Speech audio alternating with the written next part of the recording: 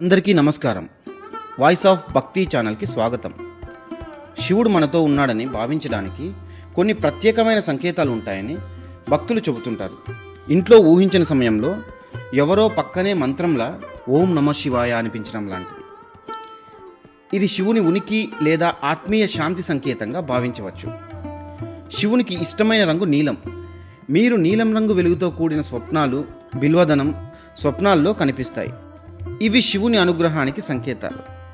చుట్టూ ఎలాంటి కలత ఉన్నా కూడా మీరు మీలో నుండి శాంతిని అనుభవించడం, ఇది శివుని శాంతి స్వరూపమైన సన్నిధికి సంకేతం.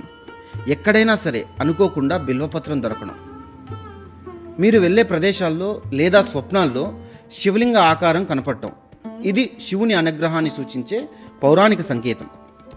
రుద్రాక్ష అనుకోకుండా దొరకటం లేదా ఎవరో ఇవ్వడం, ఇది శివుని అనుగ్రహ సూచనం.